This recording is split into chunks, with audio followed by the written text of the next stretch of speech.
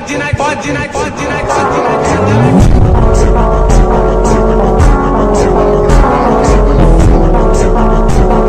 Friends, Death Note episode 1 போயிடலாம். அதுக்கு முன்னாடி நம்ம டெத் நோட்டோட ஒன்லைனர் என்னன்னு பார்த்துடலாம். இந்த ஆனிமே படி இங்கே ஒருத்தங்க ஷினிகாமின்னு இருக்காங்க. அவங்க தான் இந்த ஆனிமேல சாவின் கடவுள். இங்கே 1 இல்லை 2 இல்லைங்க, 100கணக்கான ஷினிகாமிங்க இந்த ஆனிமேல இருக்குது.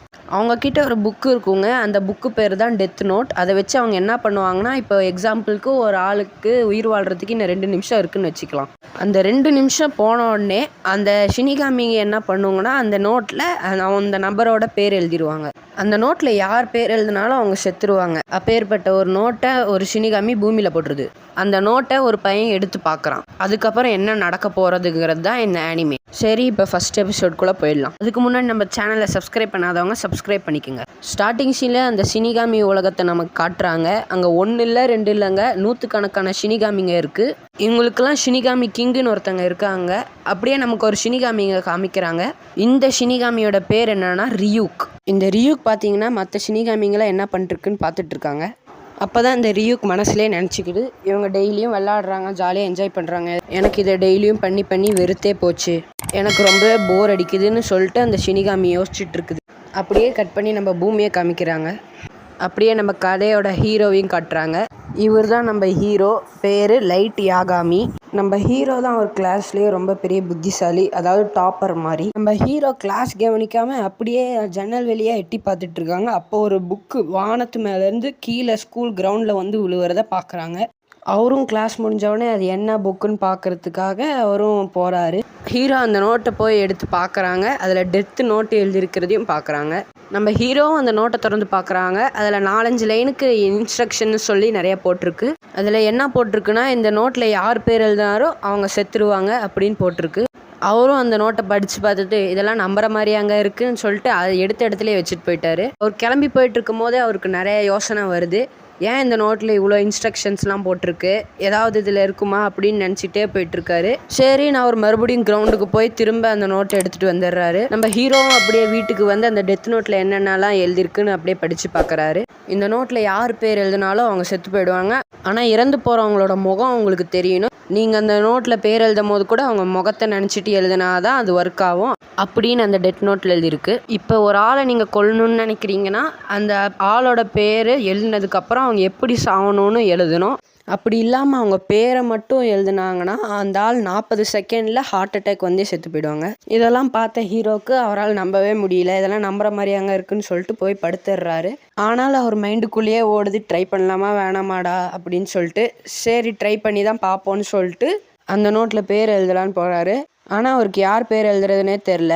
அப்பன்னு பார்த்து கரெக்டாக ஒரு நியூஸ் சேனலில் ஒரு நியூஸ் ஓடுது. அதாவது 8 பேரை ஒருத்தன் ஹாஸ்டேஜஸாக பிடிச்சி வச்சுருக்கான் ஒரு மால்குள்ளே அப்படின்னு நியூஸில் போட்டிருக்கு. எல்லாரையும் ஹாஸ்டேஜஸாக பிடிச்சி வச்சுருந்தவனோட ஃபேஸையும் நேமையும் அந்த நியூஸில் போட்டுடுறாங்க. நம்ம ஹீரோவும் அந்த பேரை எடுத்து அந்த டெத் நோட்டில் எழுதிடுறாரு. 40 செகண்ட் தானேன்னு சொல்லிட்டு அவரும் வெயிட் பண்ணிட்டுருக்காரு. 40 செகண்டில் ஹார்ட் அட்டாக் வரணும் அப்படின்னு சொல்லிட்டு வெயிட் பண்ணிட்டு உக்காந்துட்ருக்காரு. 40 செகண்ட் முடிஞ்ச உடனே அவர் நினைக்கிறாரு, இதெல்லாம் எனக்கு தெரியும், இதெல்லாம் ஃபேக் தான் சொல்லிட்டு டிவி ஆஃப் பண்ண போகிறாரு. திடீர்னு பார்த்தா அங்கே பிடிச்சி வச்சிருந்த ஹாஸ்டேஜஸ் எல்லாம் வெளியே வராங்க. அங்கேருந்த போலீஸ் எல்லாரும் உள்ளே போய் பார்க்குறாங்க. அவங்க எல்லாரையும் பிடிச்சி வச்சுருந்தவன் செத்துட்டான் அப்படின்னு சொல்லிட்டு நியூஸ் வந்துருச்சு. ஹீரோ கேட்ட உடனே இதெல்லாம் நம்பவே முடியல. அவரும் இதெல்லாம் கோயின்சிடென்ஸ் தான் சொல்லிட்டு இருக்காங்க. அவரால் நம்பவே முடியல. அவரும் கோயின்சிடென்ஸ் நினச்சிட்டு விட்டாரு. அப்படியே நம்ம ஹீரோ சும்மா ரோட்டோரமாக நடந்து போயிட்டு இருக்கும் போது அங்கே இருந்த ஒரு பொண்ணுக்கிட்ட 4 பேர் கத்தியை காமிச்சு பணம் கொடுன்னு மிரட்டுறாங்க. இந்த மாதிரி அவன் பேரை சொல்லி இவங்களுக்கு எல்லாருக்கும் நான் தான் கேங் லீடர், ஒழுங்கு மரியாதையாக என்கிட்ட நிறையா பணம் கொடு அப்படின்னு சொல்கிறான். இதெல்லாம் பார்த்துட்டு நம்ம ஹீரோ அப்படியே அங்கே பக்கத்தில் இருந்த ஒரு புக் ஷாப்புக்குள்ளே போகிறாரு. இதெல்லாம் பார்த்துட்டு இருந்த நம்ம ஹீரோ அந்த டெத் நோட் எடுத்து அந்த கேங் லீடரோட பேர் எழுதுறான். எழுதி முடித்தவொடனே அந்த பொண்ணை பார்க்குறான். அந்த பொண்ணு அந்த 4 பேர்கிட்ட இருந்து தப்பிச்சு போய் ரோடை கிராஸ் பண்ணி ஓடுறா. அந்த கேங் லீடர் என்ன பண்ணுறான்னா பைக் எடுத்துகிட்டு வேகமாக அவனை பிடிக்கிறதுக்காக போகிறான். அப்படி போகும்போதே ஒரு லாரி வந்து அவனை இடித்து சாவடிச்சிருது. இதெல்லாம் பார்த்து நம்ம ஹீரோக்கு கன்ஃபார்மாக ஆகிடுச்சு, டெத் நோட் கன்ஃபார்மாக இருக்குன்னு சொல்லிட்டு அவர் நினச்சிட்டாரு. அப்படியே அந்த சீன்லேருந்து கட் பண்ணி 5 நாளுக்கு அப்புறம் காமிக்கிறாங்க நம்ம ஷினிகாமி வேர்ல்டில். நம்ம ஷினிகாமி சொல்லுது, எனக்கு போர் அடிக்குது, நான் அந்த மனித உலகத்துக்கு போய் நான் போட்ட டெத் நோட் என்ன ஆச்சுன்னு பார்க்க போகிறேன் அப்படின்னு மற்ற ஷினிகாமி கிட்ட சொல்லிட்டு அது கிளம்புது. அதுவும் பெருசாக ரக்கையை வர வச்சு பூமிக்கு வருது. அப்படியே நம்ம ஹீரோவை காட்டுறாங்கங்க. அவர் 5 நாளைக்கு அப்புறம் அத்தனை பேர் எழுதியிருக்காரு அந்த டெத் நோட்டில். அப்படியே ஹீரோவும் அந்த புக்கே பார்த்துட்டு இருக்கும்போது திடீர்னு ஒரு கொடூரமான வாய்ஸ் வருது. ஹீரோவும் பயந்துட்டே திரும்பி பார்த்தா ரியூக் வந்திருக்கு. ரியூக் பேசுது, இந்த மாதிரி நான் ஒரு ஷினிகாமி, என் பேர் ரியூக், நீ வச்சிருக்க டெத் நோட் என்னோடது அப்படின்னு சொல்லுது. நம்ம ஹீரோவும் பயப்படாம, நீ தான் ஷினிகாமியா, சாவின் கடவுளா அப்படின்னு கேட்குறாரு. அதுக்கு ஷினிகாமி இருந்துட்டு, இதுக்கு முன்னாடி டெத் நோட் நிறையா வாட்டி பூமியில் விழுந்திருக்கு, ஆனால் யாரும் ஒரு 5 நாளில் இவ்வளோ பேரை கொன்னதே கிடையாது, நீ ஒருத்த மட்டும்தான் அப்படி கொண்டிருக்கே அப்படின்னு சொல்கிறது. அதுக்கு ஹீரோ வந்துட்டு, எனக்கு இந்த டெத் நோட் எப்போ உண்மைன்னு தெரிய வந்துச்சோ அப்போயே நான் கண்டுபிடிச்சினேன் இது ஷினிகாமியோடதுன்னு சொல்லிட்டு. அப்புறம் மறுபடியும் நம்ம ஹீரோ கேட்குறாரு, இந்த நோட் புக் எனக்கு சொந்தமானு. அதுக்கு ரியூக்கு இருந்துட்டு, ஆமாம் இந்த நோட் புக் நீ எப்போ தொட்டியோ அது உனக்கு சொந்தமாயிடுச்சு, அதை நீ வேறு யாருக்கு வேணாலும் கொடுக்கலாம், ஆனால் நீ அதை வேறு யாருக்காவது கொடுத்தனா இந்த டெத் நோட் பற்றி மெமரி உன்னோட மைண்ட்லேருந்து எரேஸ் ஆகிடும். அப்புறம் நம்ம ஹீரோ கேட்குறாரு, இதை யூஸ் பண்ணுறதுனால எனக்கு எந்த தண்டனையும் கிடைக்காதான்னு சொல்லிட்டு. அதுக்கு நம்ம ரியூக்கு இருந்துட்டு, உனக்கு எந்த தண்டனையும் கிடைக்காது, ஆனால் நீ செத்ததுக்கப்புறமும் இந்த உலகத்தில் நீ ஆவியாக சுற்றிக்கிட்டே இருக்க வேண்டியது தான், உனக்கு சொர்க்கமும் கிடையாது நரகமும் கிடையாது அப்படின்னு ரியூக் சொல்லுது. அப்படியே பேசிகிட்டே இருக்கும் போது யாரோ கதவை தட்டுற சத்தம் கேட்குது. ஹீரோவும் போய் கதவை திறந்து பார்த்தா அவங்க அம்மா ஆப்பிள்ஸ் கொண்டு வந்திருக்காங்க. அப்படியே அவரும் கதவை மூடிட்டு போகிறாரு. நம்ம ஹீரோவுக்கு பார்த்தா பெரிய ஷாக், அவங்க அம்மா கண்ணுக்கு ரியூக் தெரியல. அதுக்கு ரியூக் சொல்லுது, இந்த டெத் நோட்டை யார் யூஸ் பண்ணுறாங்களோ அவங்க கண்ணுக்கு மட்டும்தான் நான் தெரிவேன், நான் பேசுகிறதும் அவங்களுக்கு மட்டும்தான் கேட்கும் அப்படின்னு ரியூக் சொல்லுது. அப்படியே ரியூக்கும் அவங்க அம்மா கொண்டு வந்த ஆப்பிளை சாப்பிட்டுட்டு ரசிச்சிட்டு இருக்கு.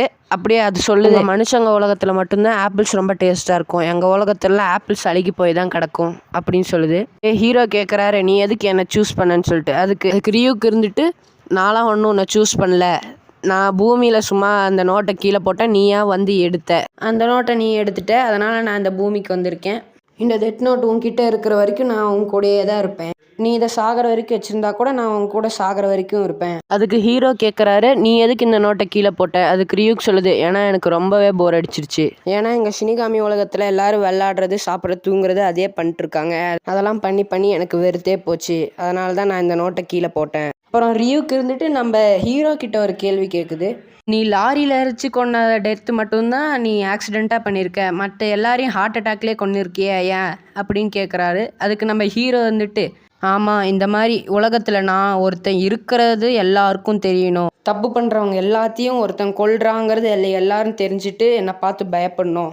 அதுக்கு நம்ம ரியூக்கு இருந்துட்டு, ஏன் இந்த மாதிரிலாம் பண்ணுறேன் அப்படின்னு நம்ம ஹீரோ கிட்டே கேட்குறாங்க. அதுக்கு நம்ம ஹீரோ இருந்துட்டு, ஏன்னா எனக்கும் ரொம்ப போர் அடிக்குது அப்படின்னு சொல்கிறாரு.